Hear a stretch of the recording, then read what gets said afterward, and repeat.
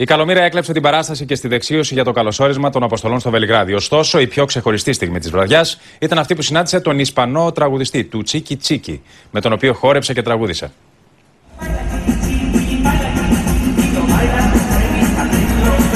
Στη δεξίωση για το καλωσόρισμα των Αποστολών στο Βελιγράδι, η βραδιά κυλούσε ήρεμα.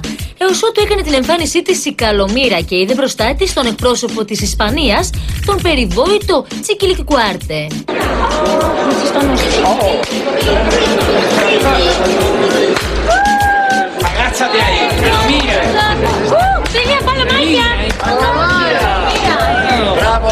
Bravo, Καλομήρα. Bravo. Nice to meet you. Yes. Very nice to meet you. I saw your video. I love your video. No, I love you, me too. I love you. No, you. I love you. So I dance. Yes.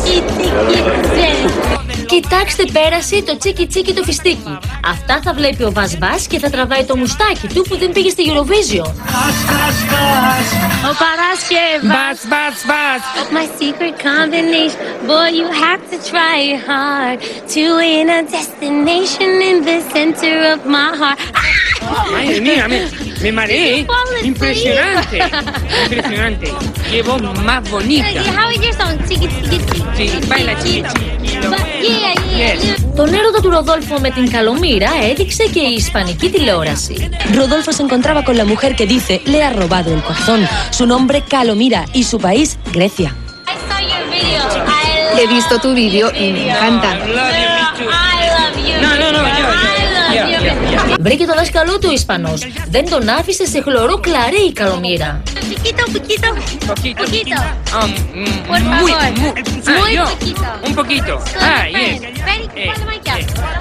El Robocop baila chiqui, lo bailan los heavy, también los friki, lo bailan en la cárcel, lo bailan en la escuela, lo baila mi madre y también mi abuela.